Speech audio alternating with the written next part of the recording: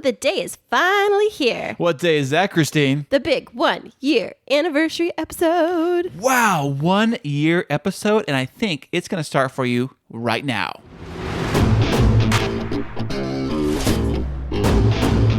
And now, coming to you from the K2 Studios in San Diego, California, it's the world-famous Chris and Christine Show.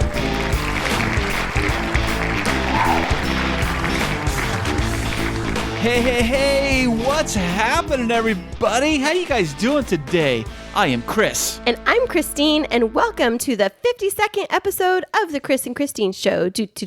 Well, all right, the 52nd episode, which also happens to be our big 1 year anniversary podcasting. I know. Can you believe that we made it through and we didn't kill each other? Well, there's still hope yet. The episode is not over yet, so there's always hope for that. Well, don't drink that water I gave to you, FYI. Gross. Well, we have a very, very fun show in store for you, Chris. I know you've put hours of prep work into this, and I so appreciate it. But before we hop in... Well, thank you, by the way. Before we hop into all of the fun, we have a really fun announcement to make, don't we, Chris? That is correct. If you might remember, a little while ago, we put together a podcast survey on our website, on social media, and thank you for filling it out, and everybody who filled it out, but thank you especially for filling the survey out. And there also was a little bit of a carrot we dangled in front of you guys to get you guys to fill out the survey, which happened to be an Amazon gift card to a winner at random for filling out the survey. And who was that winner, Chris? Let's see. I check my show notes here, and the winner is Karen Capana.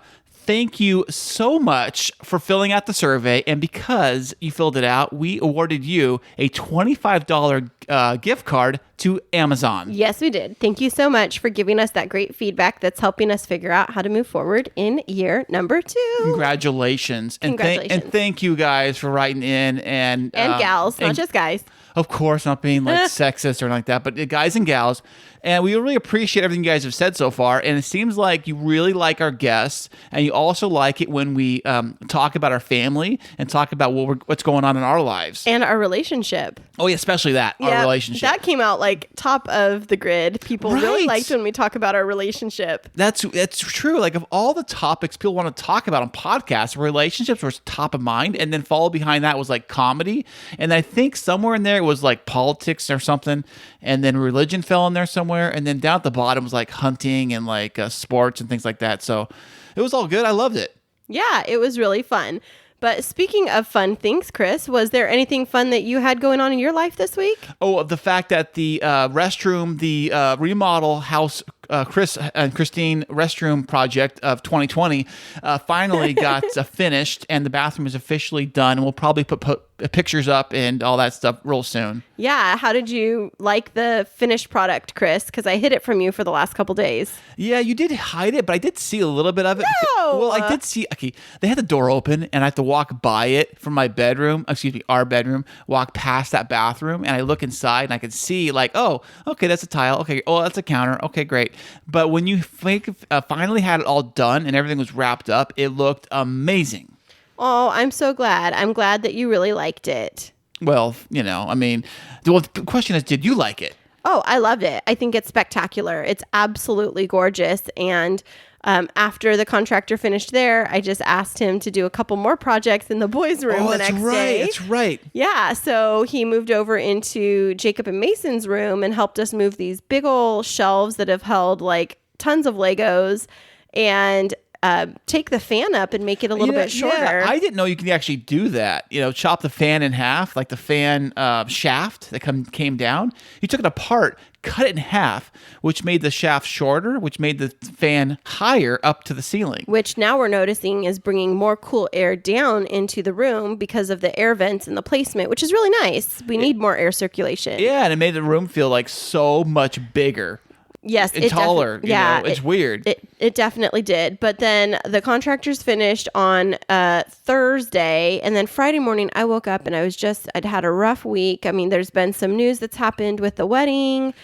Okay. The news is we're still in limbo, deciding what we can do because Hawaii extended what, Chris?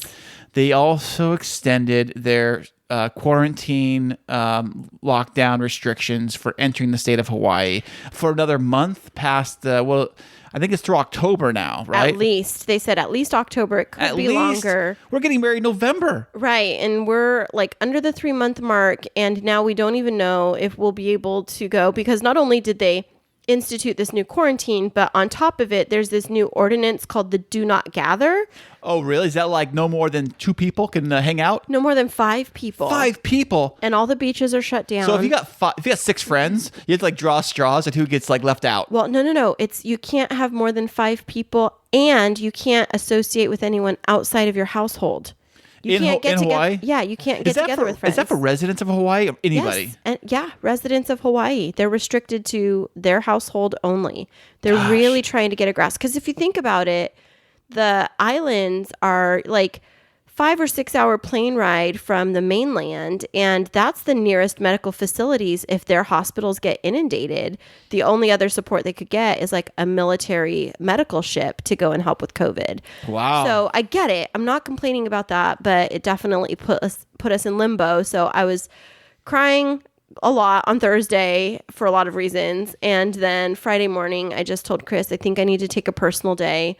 And he's like, "Yep, babe, come have coffee with me." Right, honey? Yeah. You're like, "Come have coffee with me." So I sit down, I'm drinking my coffee, and it's hot coffee. And I was like, "Chris, it's getting really hot in the house right now." Oh, I know. I go check. So what temperature is the AC unit set to? Because I'm going to go check the thing, the thermostat. I said it's set at 75. Okay, so I go look at the thing. It says it's currently 78 and it's climbing to 79, but it says 75 on the machine. I said, well, that's odd. Why and is the cooler was on. Like it was supposed to be on. It wasn't running at that time, but it said cool. Yeah, it was set, on. Yeah, it was set to cool and everything. So I go, I'm like, okay, the outside box is running. The AC thing on the outside, I think it's condenser or whatever it's called, is running. But the inside machine, the fans are doing nothing. Right. So we turned it off. And I'm like, what is up with that? We turned it off, let it rest for 10 minutes, and then turned it back on. And then there was this like weird grinding sound. And we knew that we were in trouble. So. Yeah. So Chris runs upstairs to put in a request to the home warranty, and I get on the phone and I start calling any AC repair place because we're in a heat wave right now. And 100 degrees. And nobody could come out until Thursday of next week. I called like 8 places. Well, I called it. The warranty company said they'll send somebody out on Tuesday of next week. Right, but I was calling these other places before that. That would be, what is it, like, how many days would that go by? Like 3 days, 4 days, 5 days? 4 or 5 days with no air. At 100-degree weather. Plus, it's high humidity right now, too. Oh, gosh. And so I was like, what are we going to do? What are we going to do? And I was like, our contractor, Ulysses from Prime American Coatings, has been so great. I'm just going to reach out to him and just, he's in the network with other contractors. And I said, do you have an AC guy? And thank goodness for Airflow DC, because they came to our rescue at 6 p.m. on Friday night, replaced the capacitor.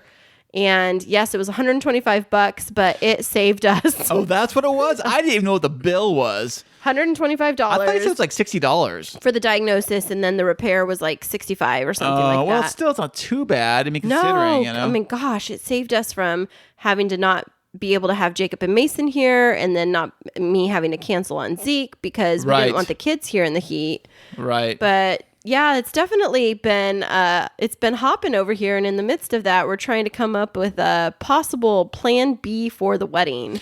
Right. So we're thinking maybe to do it here in San Diego after all. And Christine might have found a place that will take us. And we got to figure out how to cancel. Now, this is all debating on whether or not if Hawaii really, truly is like off limits. Because what's the point of us going, or anybody going, if you got to stay in a hotel room for 2 weeks locked up? Well, we couldn't do it if it was that. But even if we like fly over there and they require the test before we go, but what if all the beaches are closed, and what if the restaurants are closed? Yeah, what's the point?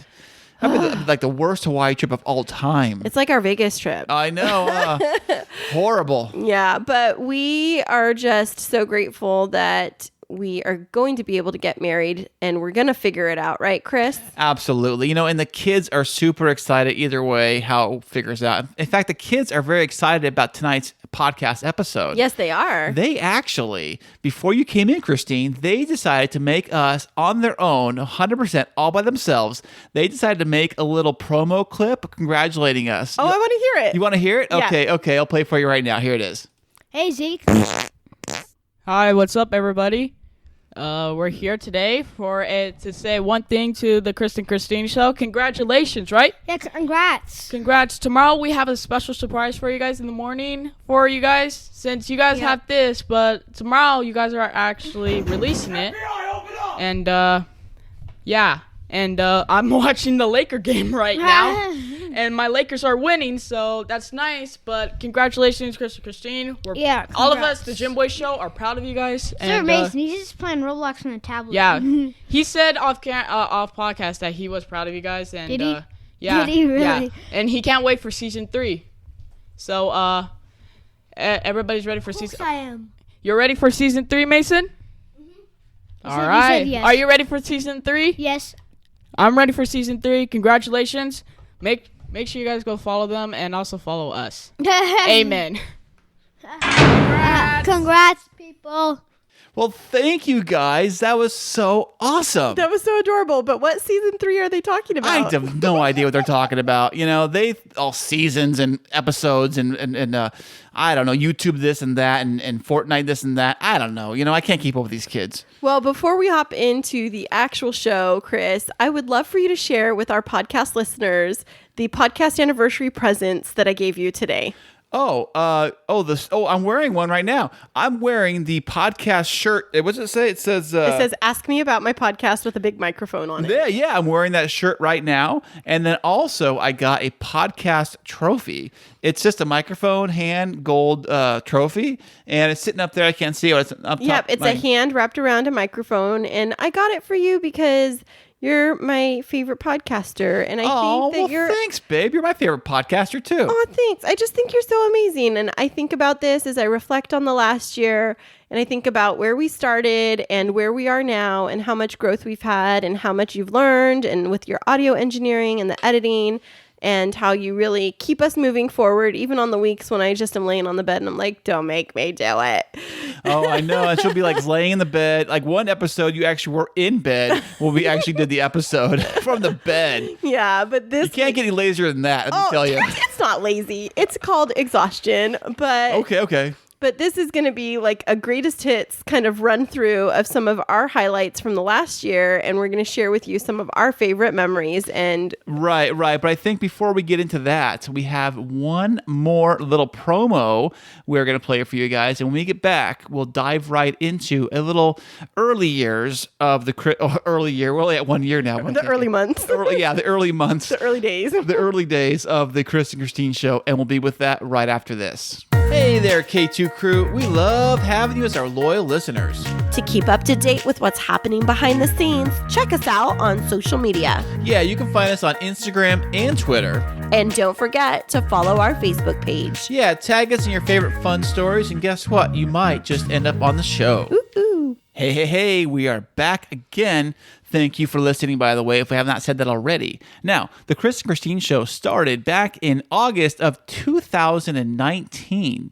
If you can remember way back then. Pre-COVID. In the 2019, back when you could go to places and not wear a mask. And eat in restaurants. Go wherever you wanted. You could actually go to Hawaii and they didn't care. The good old days. Go to a casino, you could gamble and nobody would shut anything down. Wow, the good old days. Back in 2019, we decided to do a podcast. And I said, hey, Christine, you want to do a podcast? And she said... Okay, I guess so. You said more than that. I said, sure, I'll do it with you, but I don't know what I'm doing, and so you're going to have to teach me. Okay, well, so we did our podcast. I still didn't know what I was doing. Neither one of us really knew what we were doing. So the first early episodes of our podcast, you might notice they do sound a little different. And that is A little. Well, to pull the curtain back a little bit, we are using USB microphones plugged into the computer, and then we are using headphones running right off of the computer. Nerd alert. Okay, I'm just breaking it down. And if you're ever familiar with a term called latency, now if you don't know what that means, it's like audio delay. So by the time we would say something and the sound we said went straight back to our eardrums, there was like a whole half a second delay or maybe a microsecond delay. It may not sound like a lot, but what it does is it creates you to sound like this. It makes us talk really slow because it's like you're hearing yourself. That's why you'll see celebrities sometimes pull those little in-ear monitors out of their ears, is because they're hearing. If there's latency in the system, it'll throw them off of their beat. Right. So we don't have latency anymore. That's why we're so poppy and hoppy in the way that we give our podcast or deliver our podcast now. But Chris, why don't you talk us through the earliest day? So episode 1, I'm going to play a clip for you. And this is a clip from episode 1, our very first episode.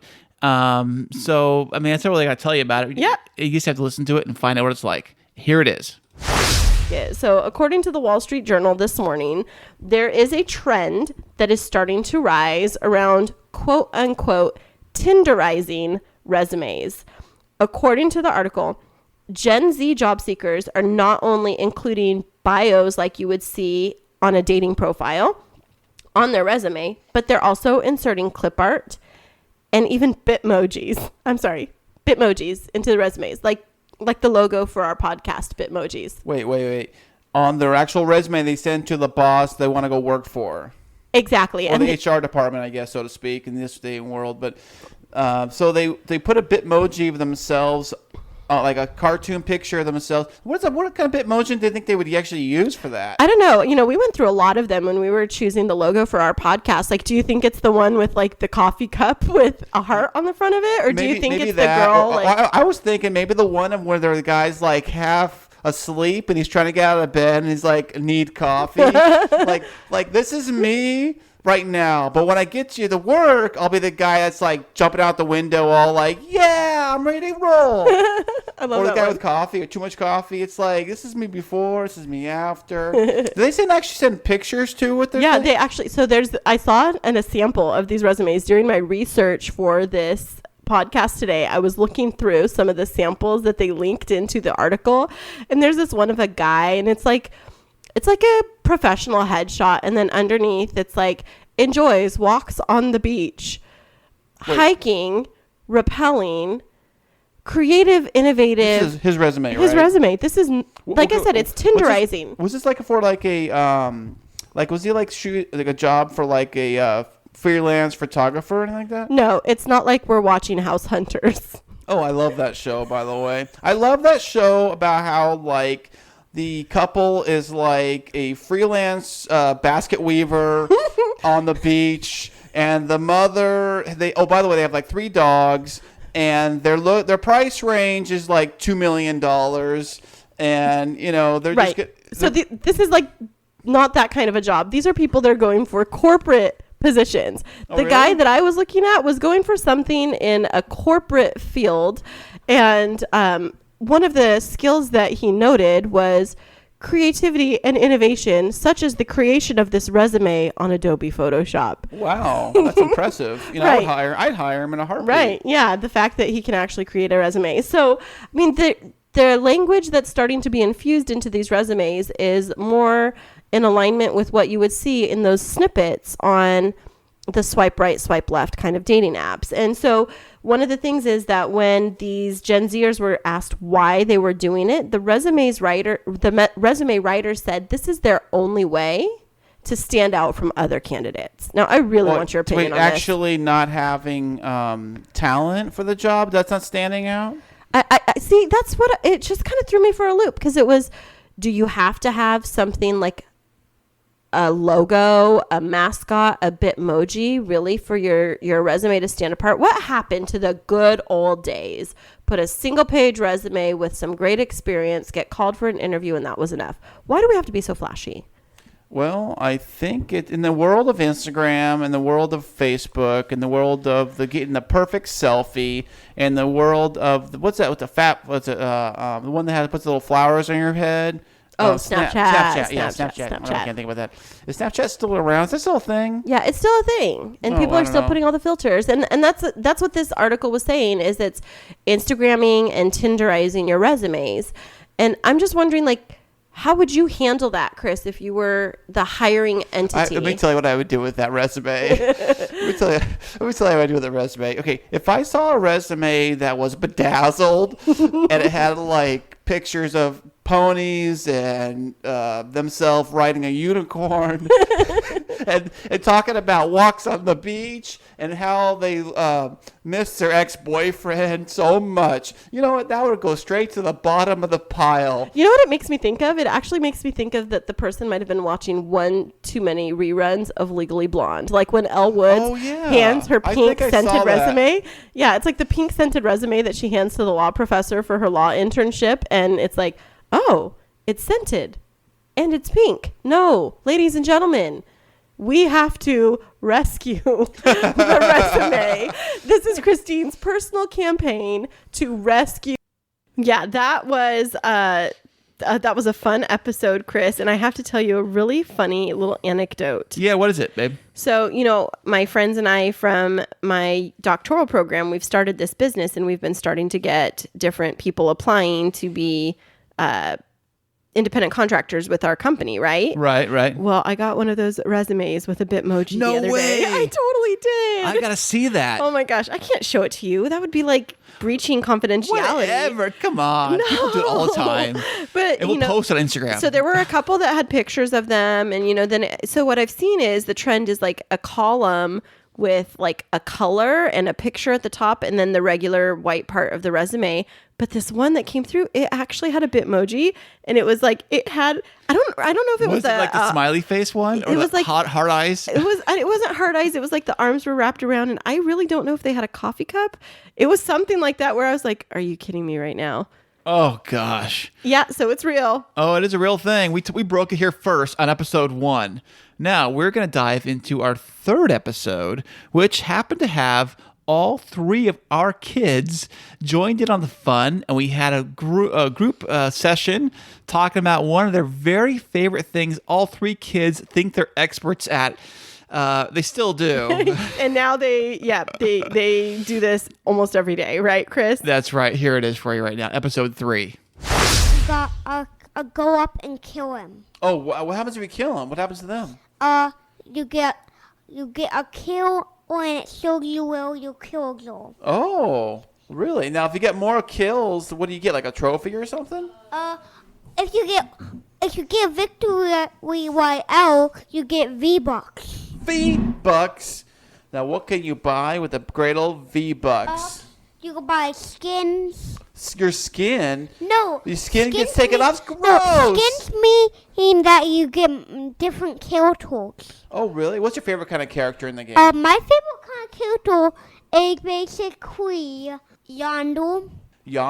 He's basically a robot. A robot? That's a llama robot. A llama and a robot. Wow. Okay, Zeke wants to talk. What's up, Zeke? My favorite character is actually one of the soccer people or football people. Hey, Christine, are you getting all this? Are you understanding all this perfectly? Yeah, I'm going to time you guys out here to catch everybody up. So far, we've heard about llama robot. We've heard about seasons. We've heard about Stranger Things, drones, magic school buses. Right, don't forget that. I feel like I'm tripping out right now. Well, I think the guy who invented the game was super high, or he was like hanging upside down or something when he thought about it. Because, I heard there's like unicorns in there too or something like that. Hey, once you guys can answer this, what is with the actual like unicorn like stick or whatever it is? Unicorns backpacks. It's actually a thing that they use. It's called backpacks. No, actually, there was this thing that Mason just saw at GameStop, and it was like a unicorn on a stick, but it said it was like a Fortnite sword. It's called a pickaxe. A pickaxe. I thought it was a girl's toy, to tell you the truth. I have one of those at my house. Oh, yeah? Okay. So it's actually just like a pickaxe. It's a pickaxe what you use to harvest its nickname's called the harvesting tool, and you could use it to get wood and build. If someone's attacking you, you could build stairs, really? roofs, and there's also even traps. Wait, I thought it said Rainbow Smash on it, so I thought it was like a My Little Pony. Me too. I think are it is. I think it is. incorrect. They don't know what I'm talking about. Yeah, I think it is for My Little Pony. It's like the crossover version edition. It's like edition 25. It's like the crossover with like the My Little Pony with the Marshmallow Man and the zombies. That's always fun too. Yeah. Hey, so Jacob, you want to say something? Also, another place where you could drop at in Fortnite is Retail Row. Retail Row. Oh, is that like shopping center? Yes, Yes. I'm in. Tell me more. Oh, Christine just woke up, by the way. Okay, all right. So if you Can I buy a Coach purse on Retail Row? Yes, I think no. only a V-Bucks though. You have a V-Buck credit I'm card? in it. I'm in. No. Your V-Buck Yes. Platinum? You Set can't me up. do that. There's also one more thing. Do you guys like The Walking Dead? Of course we do. Well, I Well, do. there's zombies in Fortnite. No way. And they have zombies at Retail Row at Season Wait. X. Are these zombies you can buy as a skin? Nope. No, these are actual zombies that fight you. What? So you buy zombies to fight you? No, No. I think there's zombies there, like the people walking. Yes. You know, it's like Christmas time at the mall. It's like everybody's zombies. You got to fight around to get to the store. That's exactly what it is. No, well, there's actually. What? Well, this is how it works. When you land at Retail Row, we'll see this like big giant purple crystal, and then what happens is a Wow. zombie. That's a zombie generator. And Oh, a zombie generator. It makes Yep. zombies? Yes, and Why then- don't you destroy the zombie crystal machine? But there's a bunch of them, and you have to break them to kill all the zombies, and you have to kill the zombies. And when you kill the zombies, sometimes they'll give you a gun, sometimes they'll give you some The ammo. zombies give you guns? Yeah, when you kill them, it gives you guns. Sometimes. Oh, really? Yeah, and you can also find guns in like houses, hotels. You can find them all over the Oh, place. people just leave them or what? Oh, I think Ezekiel wants to say something. What's up, Okay. Zeke? So the zombies, there's actually one thing for the zombies there is, but it's not actually like a zombie person. It's like a person in green that everybody calls a zombie.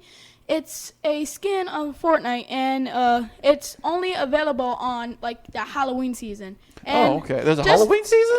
So is it like a Halloween store? Like you go to No. the costume shop on Retail Row? Yes. I With your love it. V-Bucks. No, Don't get your no. V-Bucks. It's Don't only leave V-Bucks, home Mom. without them. Your V-Bucks. Mom, there's no Coach purses, Gucci wallets, or Louis Vuitton purses. Oh, man. Okay. I'm out. Hey, Any of Mason, you want anything you want to add to it? Mason, you want to talk? Say something? So I'm going to tell you about the skins. Okay, perfect. All right, Zeke. So, you could get a banana skin. What? Like a banana peel? Yeah. His Like you could wear his it? name is Peely. Peely. That's a very... Oh my gosh, our babies, they sound so little, Chris. Oh, I know. They sound so into that. That was their very first time on the podcast, and they were sharing a microphone, three of them, just passing it back and forth like, you take the mic, and it was so adorable. It got them hooked on podcasting, though. It was only a couple of weeks after that they started the Gem Boys show, and their voices have grown up so No, it was much. a while after that, I remember. I think they started the Gem Boys show after we upgraded our gear, and we didn't upgrade the gear for a while, so... Come on, just roll with me. Yeah, okay. They got the bug. They wanted to Yes. do some test ones themselves. Right. So our very next clip we have for you guys comes from episode 5. And in episode 5, we went to Las Vegas to see a little festival. And we're going to tell you all about that right now. Pyrotechnic, smoke, lights. It was amazing. It was awesome. Hey, Christine, why don't you tell everybody the people that we actually saw? Okay, so over a period of like 4.5 hours, we saw Miley Cyrus. Oh, she was crazy. She was good. And she was crazy. She was actually sweating like crazy. See how sweat she had? Yeah, And she like was dripping with sweat. And she was just like dancing over stage. And she was doing a lot of covers, which I thought was kind of cool. Yeah, it was really cool. And then the Zac Brown Band. Oh, he killed it. He was so good. Yeah, They were all and- so good, obviously. Yeah, they were really good. And they were in San Diego like 2 days before. So I missed him San Diego, but got to see him in Vegas, which was cool. Awesome. Def Leppard. Oh, Def Leppard killed it. They were a little older, of course, but they did a pretty good show. You know, they're pretty good. I thought they were good. They were really good. And they were really funny when they were getting ready to do one of their songs. Miley Cyrus was slightly inappropriate at some points. Well, some could say. Yeah, but she made some comments that were a little bit dicey, but then the lead singer of Def Leppard goes, and now we dedicate this song to Miley Cyrus. Yeah, they go right into pour some sugar on me. Yeah, it was really funny. And then her, oh my gosh, her was so good. Yeah, her, I had no idea. I never heard of her really, but I don't listen to a lot of R&B type stuff. But it was very good. And I was give her respect because she actually stood up there with a guitar and she actually did a song acoustically with a guitar. And she actually played it herself and sang it herself. And she got down with that. And I didn't think that I knew who she was, but as I was listening to her music today, I was like, oh my gosh, I have that song on my playlist. And she was so good. People, do yourself a favor. Last week when we were talking about it, I was like, I don't know, is it HER or her? Get to know this artist. She's really good. Fantastic. Okay, next up we had Chance the Rapper. I'm not really familiar with his work, but he did a pretty good job. I think he controlled the crowd good, and then he had did a few guest singers. Didn't he have a guest rapper with him? No, there was another rapper that came out, and that was T-Pain. Oh, that's right. That's right. And the crowd went crazy when T-Pain came up. And then I think I cried. Oh, Alicia Keys.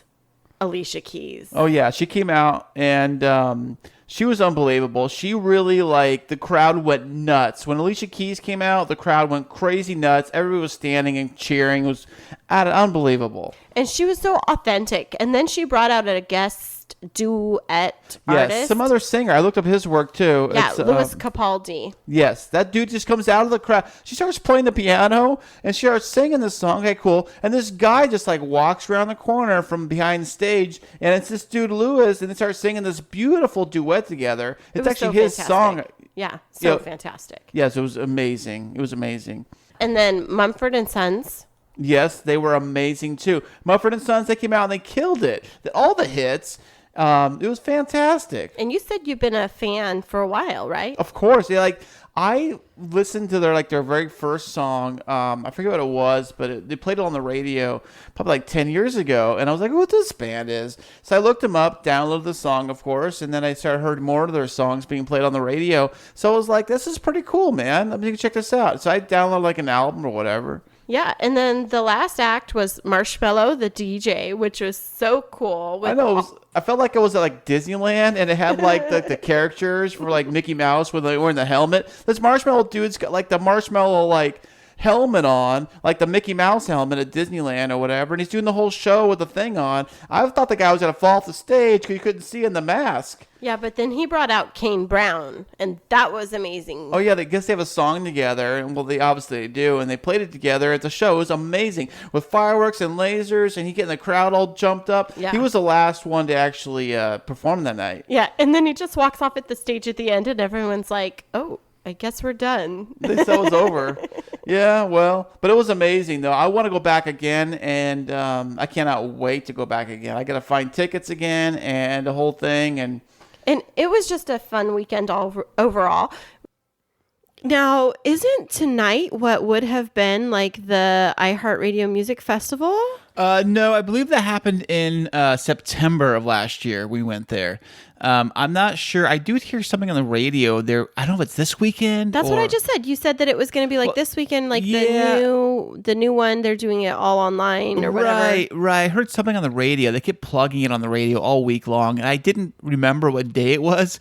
It might have been this weekend, but I didn't pay that close of attention. I just heard that it was this whole online thing, all these acts, and this big festival, and I got all excited. This is, you can watch it from home, and that's the only place you're going to watch it. So yeah, and we had promised the kids last year after we came back that we were going to take them, and we were going to take your sister. And I know, that's right. I know, so many things that COVID has stolen. But you know what? I know. Hate you, COVID. Dang you, COVID. But, it was such a fun experience for me to go to a music festival like that, and still that memory of Alicia Keys performing is just ingrained in my memory. It just was so beautiful. Oh, it was so awesome. The whole event was amazing. I would go back, and it was probably, I would say, the best concert show I've ever been to. And then the next day we went to go see Wicked in Las Vegas, and I just thought, what an amazing weekend. We fly in on a Saturday morning. We go to a music festival Saturday night. We go see Wicked on Sunday afternoon. We go back, grab our bags after we'd gambled a little bit. Oh, we went to the Paris, I think, and we had like a buffet, and then we went back and we got our bags. And then we flew out and we came home on Sunday night. Yeah, it was weird. We fly in one night, fly back the next night, and we did so much. And it was so fun. It was very quick pace because we had to go because, we only had a tight time schedule. But still, I think it was great. Yeah, it was. And, that wasn't the end of the fun weekend. We had more stuff that happened the very next day, which I think that this next clip talks about, right, Chris? Episode 6. Something very important happened in episode 6, and we are going to play it right now. Well, we have a little official announcement for everybody relating to Chris and Christine. Now, Chris and Christine have been dating for a while now. Yes, we have. I'm speaking of myself in a third person. But yes, we've been dating for a while now. And last Monday night, that's right. Last Monday night, before we did the podcast, I decided to spring a little surprise onto Christine. He did. It was epic. Yes. You want to tell you what I did? Everybody what I did?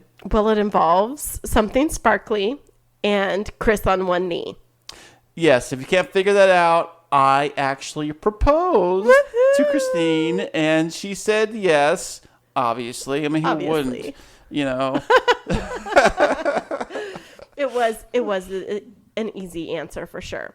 Yes, that was. But it fantastic. was super fun. It was super spontaneous. I definitely didn't expect it, and it was great. It was just the two of us, and it was doing something that we loved. It was right before we recorded the episode, so we really thought, like, right after he did it. Sorry. We really thought about like including it in last week's podcast, but we decided to wait until this week because we were the only ones that knew, and we wanted to tell our family and our kids, of course, right, before it was just like out in the public. Right, because it feels like it's fair to everybody to kind of give them tell them what's going on prior to us like announcing it to the entire world.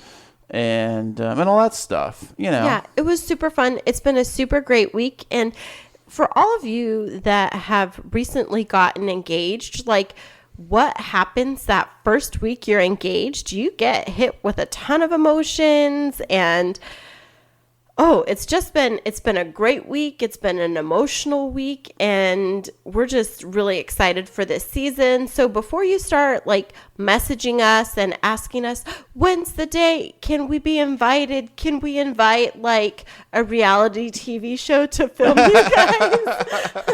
Yeah. We haven't set a date, and we're not going to for a while. We really want to enjoy this season of engagement. And I think part of that goes to our story. We've shared a little bit before about both of us being previously married, right, Chris? Yeah, both of us were actually married previously. And so the thought of marriage and the thought of being remarried again, for both of us, is very scary, and it's a very intimidating thing. So we kind of don't take this very lightly, you know? Yeah. We've both had a rocky past, and we had a lot of hurts and traumas that we had to work through individually, and things that we're still figuring out, like past hurts that might impact our relationship. And so we're trying to make sure we're two whole people before we walk down that aisle, because we don't want to become a statistic. 67% of second marriages actually fail, and we're not going to be one of them. 60, what did you say? 67%. 67%? Yeah.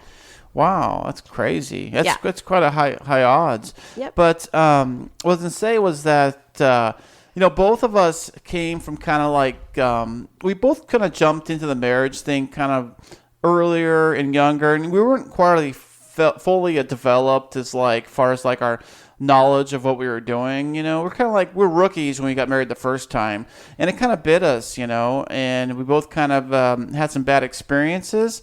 And I think now that we're older and we're wiser, we're getting married a lot older now, not young and dumb. And so it kind of gives us some experience that we can use to be beneficial this time around, I guess, so to speak. Yeah, definitely.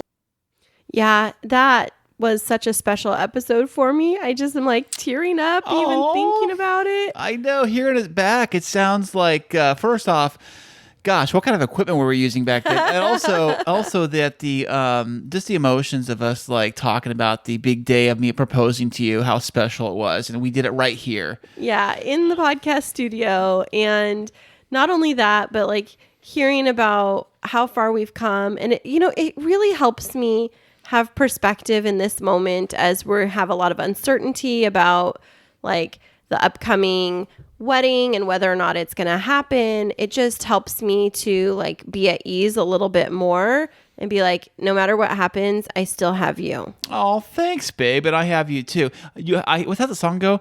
You have me, babe? I've got you, babe. That's what it is. I've got you, babe. They keep going. Then your part. You got to sing your part now.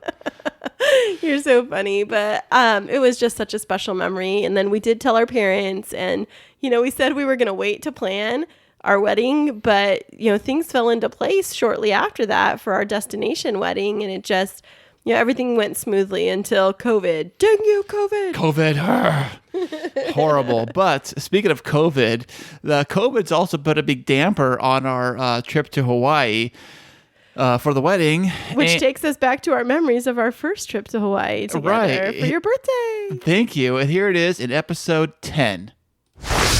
Hawaii Extravaganza 2019. That's right. Aloha to everybody. We just got back. We flew into town last night. So we just got here. We're on island time, so to speak. You know what I'm saying? Aloha to everybody. They're 3 hours behind us here. That's correct. So it's a lot earlier in the day there. But the one good thing about living in San Diego and flying to Hawaii is that the flight is only 5 hours? Yeah, like 5.5.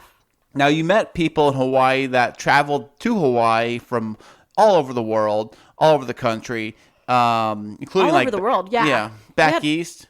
Yeah, a lot of people from Australia. Oh, yeah. What's up? Good day, mate. Not with that again. Oh, my goodness. But there was a bunch of people from Australia and from Japan. Oh, Japan. Yeah, it's like they say it's pretty close to Japan, like probably the halfway point from Japan to America is like Hawaii. So they vacation there. Oh my goodness, there's so many Japanese tourists, and we were in Oahu. Right, Honolulu, Waikiki Beach. Now we flew in when on day one. We arrive, we fly in, we land. We took an early flight. So when we got there, we still had a lot of daylight left. We landed like 1 o'clock or something like that. Yeah, like 1:30, right around there. Like 1 p.m. we land. And then we land in, and then we get the luggage and all that stuff. And we load up. We take the bus over to the rental car company. Yes. Where Christine had reserved a Jeep. You're welcome. Thank you. 4-wheel drive Jeep.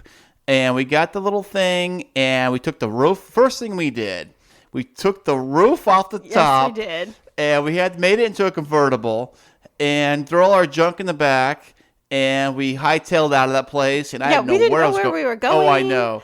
And it's a Jeep, so it's rugged. It doesn't have the amenities of like Chantilly, my car. If you've heard me it was talk pretty about basic. Her. Like even though it's 4-wheel drive and all that, but it was pretty rugged. Like it had crank windows. Like where do you find a car with crank roll-up windows? Like I didn't know they existed. And manual locks. And manual locks. You couldn't automatically lock anything. Right. It was all the old-fashioned. Put a key in and all that stuff. Crazy. You had to lock the back door of the swing gate, whatever it's called, with the key. Right. Everything was like old school, which is fine or whatever. But we, it was an automatic. It wasn't like a stick. I don't think you can rent sticks. But what's so funny is it was like 2 times or more the price of a regular car. It was? Yes. It was so much more expensive. It's so small too. It was a small But you one. wanted it. Chris said to me, babe, when we go to Hawaii, we've totally got to rent a Jeep. Like, do you think it's possible? I was like, already done. Yes, Christine is the best. I am a pretty decent travel planner. I do have to pat myself on the back. She's amazing. Aw, thanks. Yeah. Well, we rented the Jeep. We get in the Jeep, and Christine is slash photographer slash navigation. So she's telling me how to get to the hotel. So we're going through like oh my downtown. Gosh, you guys. I need to pause him. photographer, he's like, babe, can you like film this with a GoPro? All the meantime, I'm trying to juggle the phone because the phone didn't have a stand in the car, nor did it have like a cord or anything. And then I had our flower lay because we had the lady meet us at the gate with the flower lays because Chris wanted a flower lay. Right, we got off the plane and they had our name. As soon as we got off the plane, they hold our names up with this little, like the old do in the movies with their name with a placard, like our names on there. And the lady had the flower lace, gave us the lace around our necks, and then she took us to where we could pick up our bags. And she was very, very friendly. Very friendly. And so then we're in the car. I'm trying to keep my hair from blowing into my eyeballs. Oh, yeah. Keeping my flower lay from flying away, holding the iPhone in one hand, trying to videotape this goober over here with the GoPro. And we're just having the time of our lives. Yeah, she's sticking them out the roof. She's flying it out the window. She's videoing out the roof, ceiling, the buildings. We had all kinds of traffic, trying to figure out where to go. And the freeways there, they have freeways like they have here, but the freeways are like super narrow, like smaller, like top speed, like 45 miles an hour on a freeway. Yeah, it was really bizarre. And so we were only like 6.5 miles away from the airport. And when we finally got there, we checked in and we get to the check-in area and the line was huge. Oh my goodness. If you've heard me mention anything about Chris, he hates lines. Oh, we get there and I'm like first we try to figure out where to park at. Right.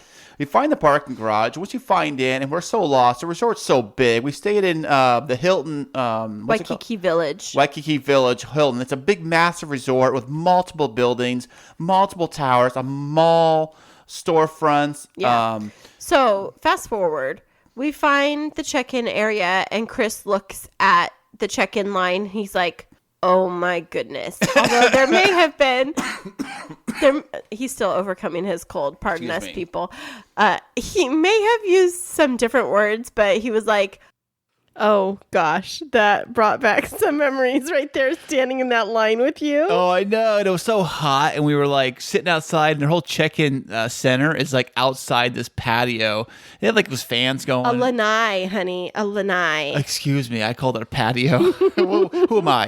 It's a white guy from the mainland. But that was our trip to Hawaii, and that episode is episode number 10. Did you have fun on that trip, babe? Oh, God, it was the best Hawaii trip I've ever been on. And ever. That was where we discovered the little white wedding chapel was right down at the base of the tower that we were staying in, and we fell in love with it, and we just... and they're having weddings like every hour. Right. We like walk by that place. Look, there's another wedding. Oh, there's another wedding. But it was so beautiful, and then we were like, we've got to get married there. I know, we picked up a flyer, and Christine called them and set it all up. Well, but the funny thing is, before we left, is we were pricing out venues for San Diego, and they were so astronomical. And so we thought for sure that Hawaii would be out of our price range. But then when I reached out to them, it was very reasonable. And then, the story is for us this year, we've been saving up all of our points through Southwest. So we got everybody's except for one person's ticket for free. Wow. Hawaii. To Hawaii. Free flights to Hawaii. It's amazing. Yeah. So, it's just gives me so many memories. I remember the day that we went to go visit at Pearl Harbor. It was such a long day. We were up at like the booty crack of dawn. Wasn't like 4 a.m. or something like that? I know. We had to be on the little bus at like 5:30 or something. And then when we got back, I think we just passed out and took a nap or something because I was so tired that day. But it was unbelievable. I loved it so much. It really was so much fun. And then when we came back, we were gearing up for the podcast again, and we had some fun milestones, right, Chris? These are all fun milestones I embedded into the system today. But well, thank you. You're welcome. You're welcome. Now, this very next clip we have is from episode 11. And episode 11 was our very first time we ever decided to do a podcast interview.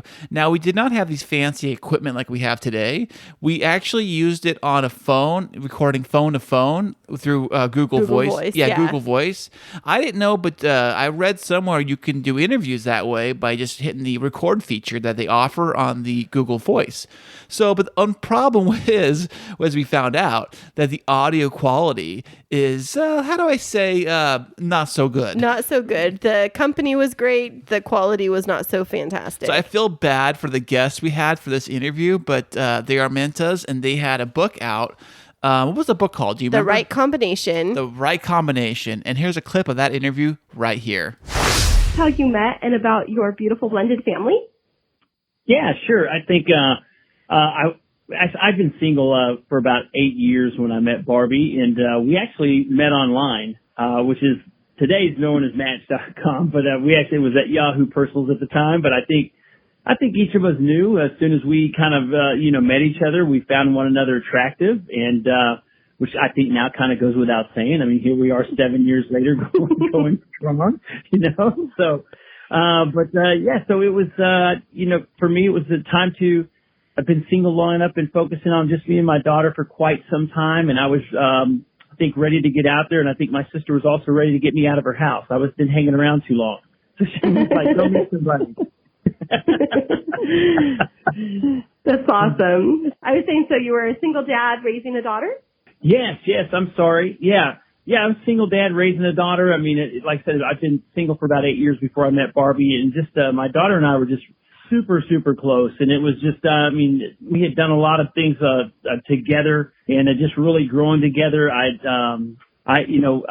taught a lot of different classes with her and stuff like that. And I was kind of blessed at the time, I would say, because I had a job that I worked from home. And so I was able to do things like, and I made it a point that every Wednesday I would tell her, I said, look, Wednesday, I know you just love cafeteria food, but how about Wednesday I bring you like Chick-fil-A or McDonald's to the cafeteria and I can sit and hang out with you and your friends and stuff.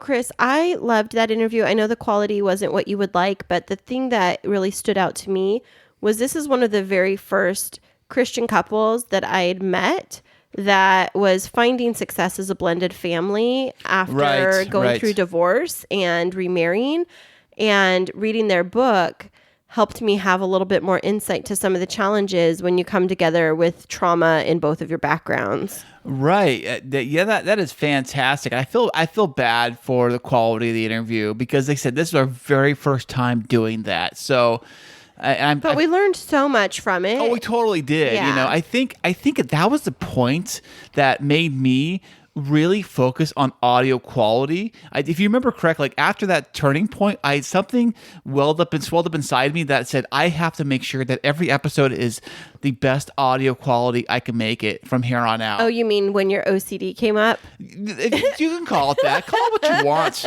Call it whatever. But the point is that I focused mainly on making sure audio quality was a priority. Yeah. Like a big priority. And you definitely, that you found a little while after that, clean feed. I mean, it took a couple more tries of different things, but we've come a long way. But we're so grateful for Richard and Barbie coming on their book tour and talking with us about how to find success in blending your family and in, getting married again after divorce. And so we're so grateful for that. Yes, we are. And speaking of getting married, our very next clip happens to be from episode 12. And in episode 12, you know what? Most people have smartphones. I mean, I got an iPhone. We all have iPhones here. But what do you want to do with your old iPhone other than just get rid of it? And if you're in love, you can do what these guys did. But it's a couple that met on Tinder, and the topic goes like this. The couple who met on Tinder relied on their phones to foster the first sparks of their romance. They have gotten engaged using a ring made from their old phones. What? Yeah. So get this one, Chris. What? This couple met on Tinder. Yeah. And then when the guy was thinking about proposing, right, he decided to use pieces of their old iPhone to compose the ring that he proposed to his girlfriend with. Way. Yeah. So apparently some of the components of the phone that are inside actually have gold in them. It's like, really? Yeah, it's like 9-carat gold. Is that why they keep offering to buy your old phones? They want the gold, right? Maybe. It's not a ton of it, but it's 9-carat, so it's not really high value gold. Oh, it's not? It's softer. I don't know what that. I thought lower numbers were high or better. No. Oh, well, no, it's purer the higher you get. So it has less impurities when it's like 24-carat. Okay. But what this guy did is he took their phones and took it to this It's like a recycling jewelry place. And so they pride themselves on minimizing waste and taking old objects like iPhones and electronics TVs, and converting computers, stuff like that. converting it into jewelry. And so they took the different pieces of the phone and they made it into a ring. And so here's what it says. The ring is made from the handset speakers and microphones that the couple used to whisper sweet nothings to each other, the cameras they used for selfies and video chat when living apart, and a 9-karat gold band created using the very circuit boards that kept those phones alive. No way. That's fantastic. Yeah, but I took a look at this ring, and it's really like new age looking. So Well, you would expect. Does it have like a little the screen on it and like you can text on it? No, but instead of having any type of semi-precious stone or precious stone in the center of the ring, Oh, what is the center stone? it's the camera. That is awesome. Have you ever looked at the inside of your camera on your phone? It's like you keep looking and looking deeper and deeper because there's all like those different little rings in there and the lenses. Then it's like a weird blue color tinge to the little camera thing, whatever it is, it's inside the very center. It's I always look at that. I'm like, that is so cool looking. Yeah, so they use that for the center of the ring, and then the band is built from the circuit boards, and then the pieces of the speaker make up the sides right next to that center stone. And it's a really interesting looking engagement ring, but it has this incredible sentimental value to them. Absolutely. I mean, that is like, you look at that thing and you're wearing it and you're like, that is how we met, literally. And physically. And then you don't have to worry about it just like going into a junk heap anywhere. And so I was reading that story and just thinking about that. Like, how would you guys feel if you created your engagement ring or wedding band out of your old iPhone? I think that is super, super cool. But I love like sentimental gifts like that. Like the sentimental gifts that Christine got me for my birthday are unbelievable. I love them so much. And that's what she does. She gives very sentimental gifts. And I can see Christine doing something like this. And why didn't I do this? I should have thought about doing this and spent a little money I spent on my ring. Or sorry, Christine's ring, sorry.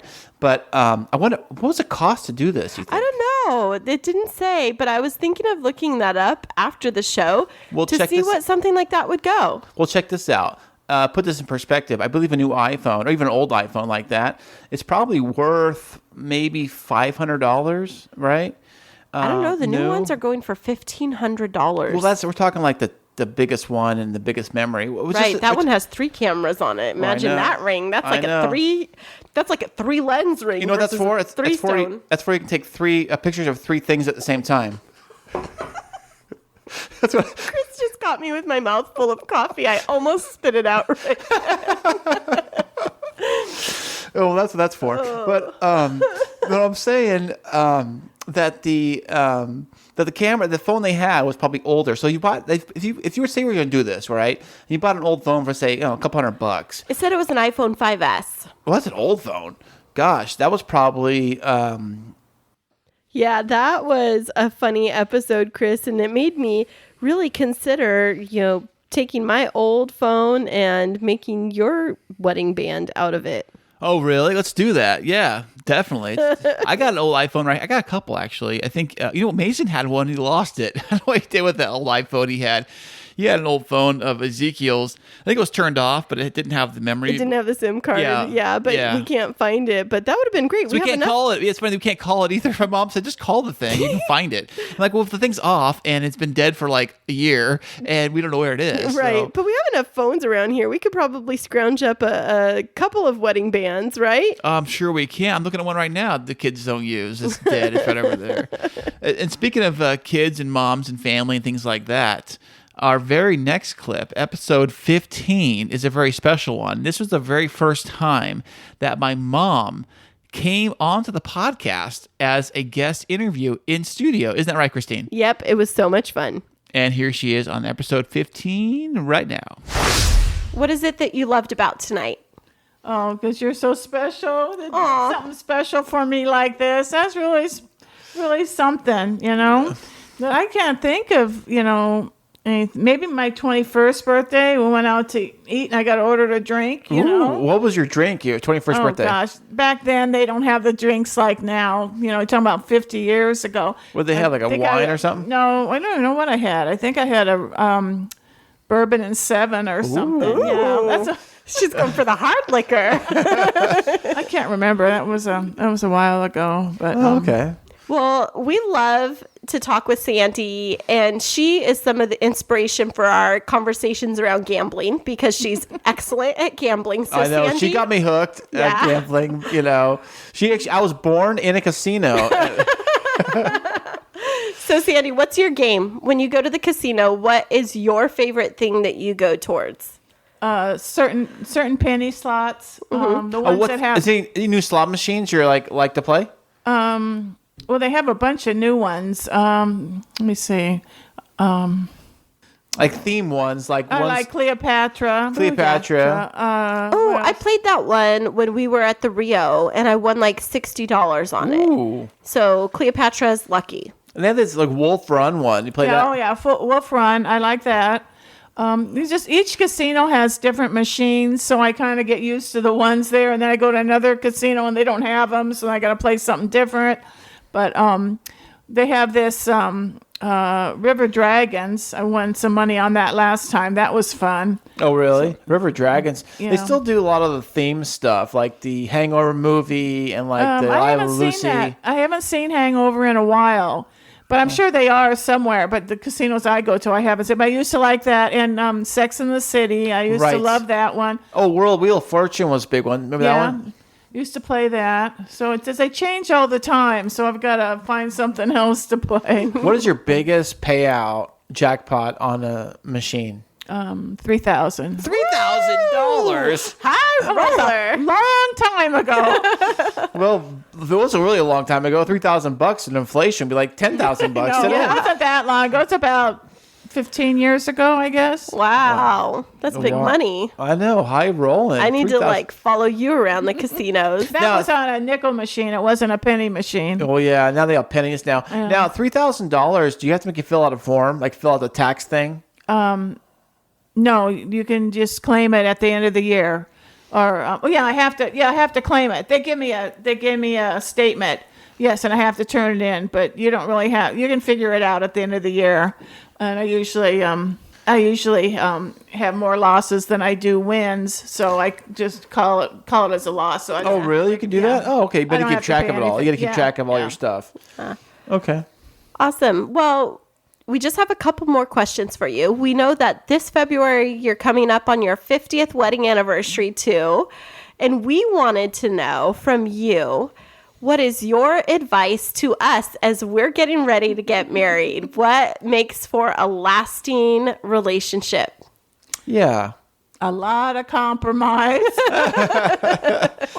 Yes. A lot. Yeah, I compromise every day. Oh, that's awesome. Any other words of advice for us? No, just to love each other and,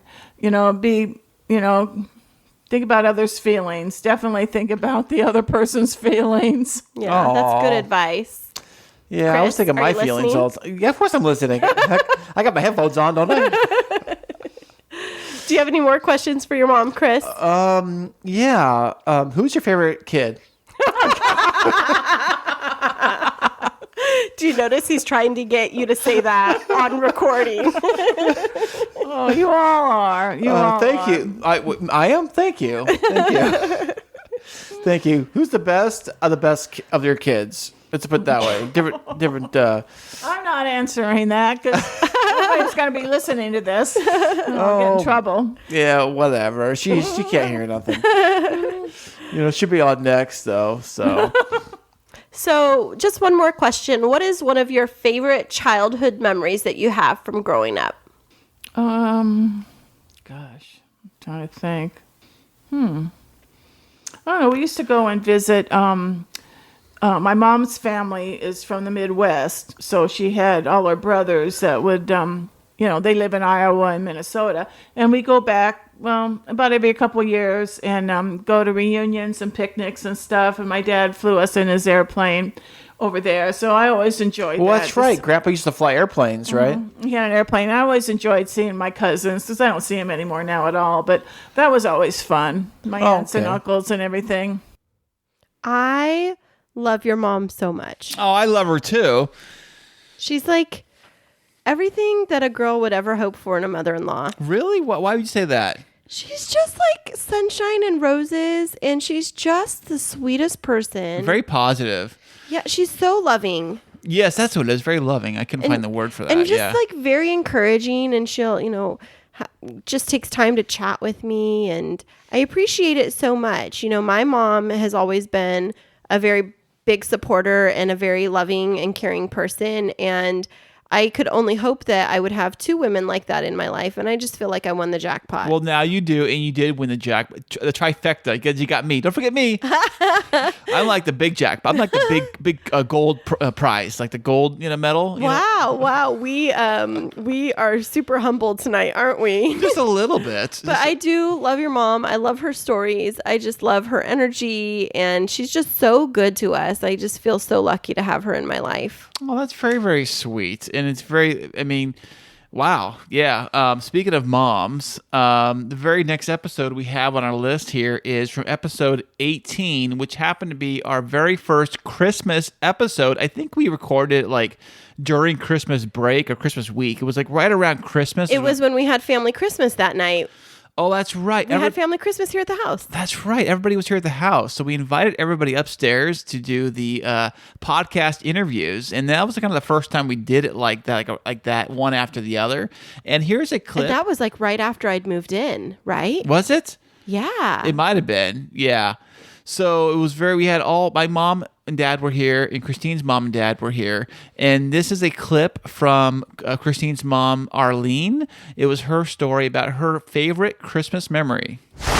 Really worn to where we had holes in the bottom. And I know my dad my mom gave my dad Tide boxes, and he would trace our shoes and put these little imprints on our cardboard imprints, inserts, I guess you would say, in our shoes. So I guess we were considered poor in those days, but we really didn't know that. Mm-hmm. And so when we came home to find these big boxes full of food and Christmas presents, we were so excited. What was inside of the boxes? What were the presents? Well, I know that I had a big doll, and my sister had a smaller doll, and my brother had a big Tonka truck, a huge Tonka truck that he still has to this day. Oh, wow. Yeah. And my doll she had kind of gray-white hair, and she was probably at least 36 inches tall. Wow, that's a good-sized doll. Is that big? I have no idea. Yeah, it's 3 feet. That's a big doll. I guess it is. For a doll? Well, wow. maybe 30 inches, not quite 3 feet. She was a big, tall doll. And she had the most beautiful dress on. And I named her after my favorite cousin. Her name was Ida. Ida? Ida. And you're going to see Ida tomorrow, aren't you? I am going to see my cousin Ida tomorrow. On your way back? On our way back home. Yeah. Oh, that's fantastic. So when you got that box, I know that you were only 6 years old, but you obviously remember it and somebody being so generous. First of all, did you ever find out who it was? I believe it was somebody from the school had said something, and I don't know if it was the school or... It was anonymous? It was anonymous. Oh. Or some organization. And I believe my brother had a pair of shoes in there as well. Oh, wow. Wow. Yeah. And how's that impacted you throughout your life? Because I know you've told me that story many times, and it stood out for me as a Christmas miracle. But what has it made you want to do in your life? As an adult growing up, realizing how blessed we are. Yeah. Yeah. Yeah. And how unfortunate so many other people are. Mm-hmm. That we try to bless other people, not just at Christmas, but all year round. Yeah. Of course. And provide different things.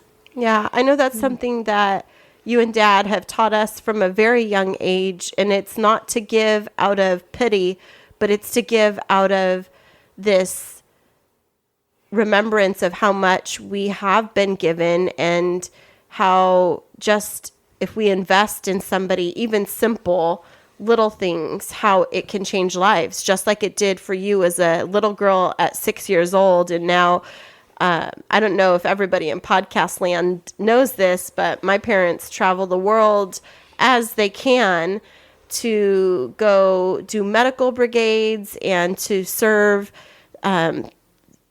people in all different countries. And they've taught us from a very young age to always look to see how you can be a blessing to the life of others. And so I don't know if those people that left those boxes on your doorstep when you were 6 are listening right now, but I am sure that they would be so humbled to know that their gifts on your doorstep would change your life like they have. So thank you so much for using that miracle to be a miracle.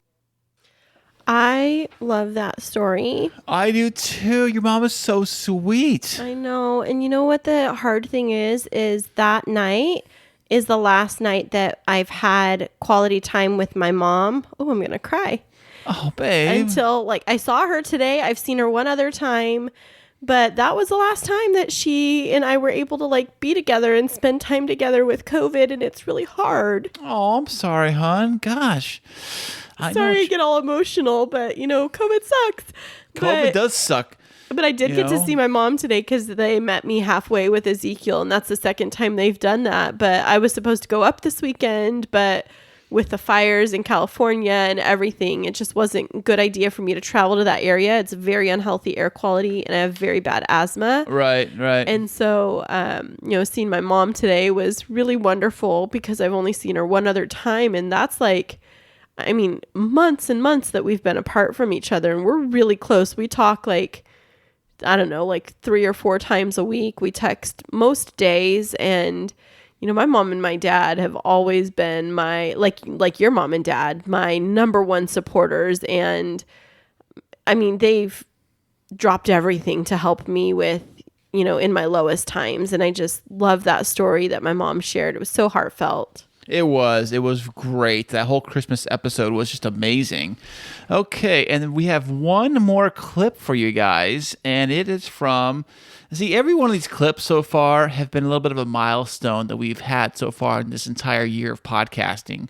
1 full year of podcasting nonstop. So we do have a lot of content to go through. So it took me a while to figure out what episodes and what clips to actually pull for this episode today.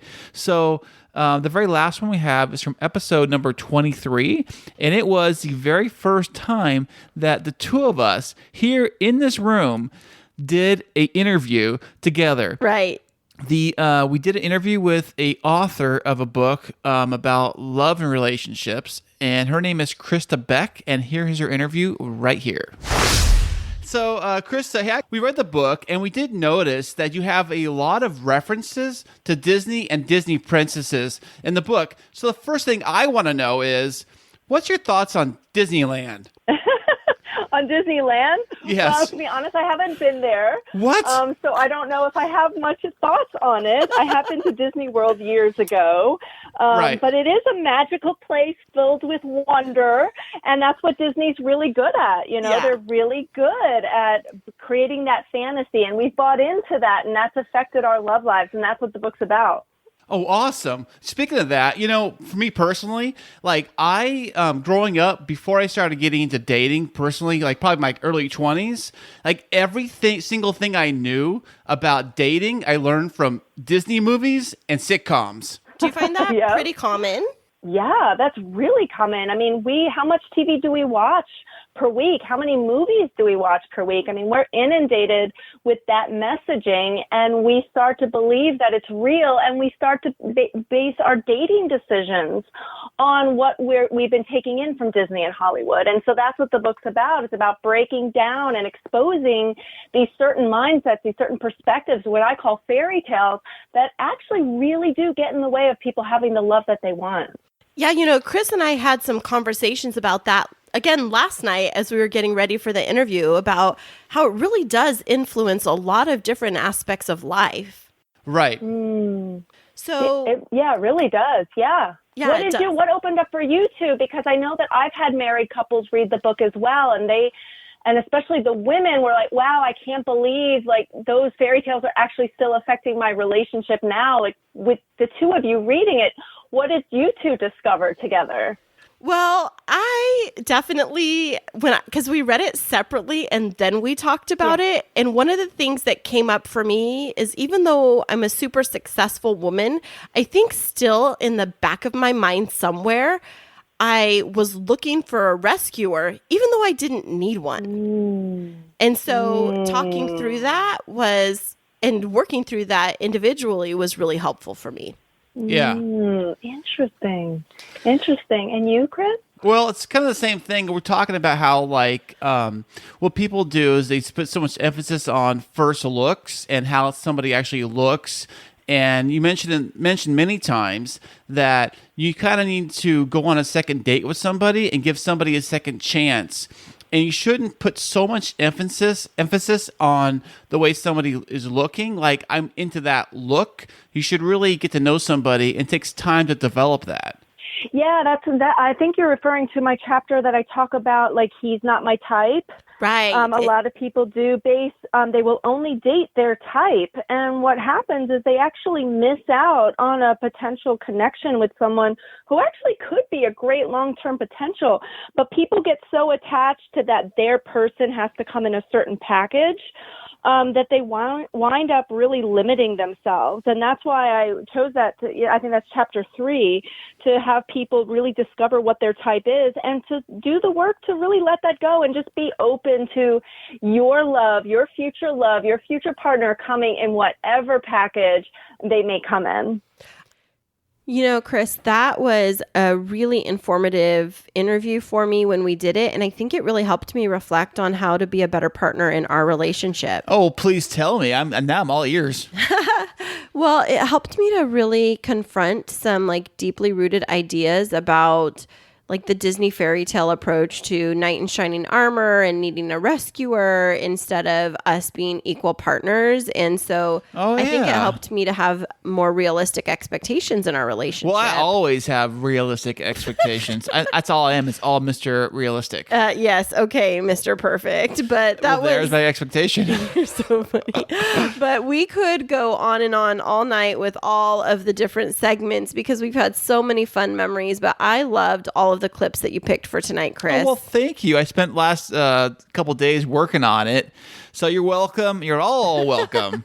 Well, at the end of this year 1, as the eve is approaching and we're getting ready to launch into year 2 next week, I just want to give a little bit of a shout out for us and for you specifically, since this was your pet project, your brainchild. It's been your hobby for this year. This little dream that you had. It has impacted over 7,300 listeners across the globe. Wow. It's streaming in more than 40 states. Whoa. More than 30 countries. Really? And then we have listeners on all 6 of the inhabited continents. Of course, not Antarctica. Well, the penguins aren't. They got iPhones yet over there, so. Right, but all 6 continents. That's crazy. That's amazing, Chris. It is amazing. Considering this little funsy project of a podcast, I didn't know where it would go or how long it would last. Like seriously, we're just like, let's do this for fun and let's just play with it. And because we put so much emphasis on fun and just having fun with it and the whole process, that it's really fun to do. So it becomes a fun thing. I look forward to it every single week. You know this, Christine. I know you do. I look forward to doing it. I look forward to editing it. Some people hate editing, but I actually enjoy it. I enjoy piecing it all together like a little puzzle and then playing it over and over again. And after it's done, I kid you not, I listen back to it like all week long at work. Like, that's the funny thing is because there's so many artists, like music artists, that they'll say like after they record something, they don't listen back to it once it's like released. But you are like an expert listener to our podcast and you like listen to it for the content and then you go back through to critique and then you're always coming back with, I think we could improve in this area. And I just think it's so cute. And then last night when you texted me while you were at work and you said, every time you miss me, you listen to our podcast. That is so very true. And it's very true. I almost cried. I hear your voice in the in my ears, or actually in the, yeah. And I love it so much. Oh and my gosh. And thank you, Christine, for letting us put together this entire episode. I know it's a long one, but we had a lot to get through, and it is our big 1-year anniversary. And this also, if you don't know, this entire episode is being done live. We are running this entire thing live with no stops. No stops or anything. Everything is being done. Shout out to Clean Feed, which is what we use for most of our interviews. And we've been sponsored. Not yet, but but we've been using the Clean Feed software to record this entire episode because we have the pro version, which allows you to put clips in there, which we did for all these clips, and it's running smoothly. So far, so good. Yeah, and I love it. We love Clean Feed, and then to listen to more of our episodes, if you've listened to one of our little clips and it piqued your curiosity, you're welcome to download them on any of the places where you stream your podcasts from, or you can find us at chrisandchristineshow.com, and that's Chris and Christine with K's, chrisandchristineshow.com, and we have an embedded player on our website where you can search back to any of those fantastic episodes. Fantastic. And you can listen to our journey through the past year, catch up with us, because year 2 promises to be one for the record books as we're getting ready to tie the knot. Oh, yeah, that'll be fantastic once again. And also, just in case you forgot which episode was which, I will put all of this into the show notes of the podcast player you're listening to this on right now. And before we end this, we want to also give a huge shout out to every single person that came to be a guest on our show or participated in any way in helping us be successful. If it wasn't for you and your stories, we wouldn't be where we are today. So thank you. Oh, thank you. Thank me. Thank Christine. Thank you guys listening. Thank you all the guests coming on. It's been great. And on that note, we will see you guys next week. We promise you that.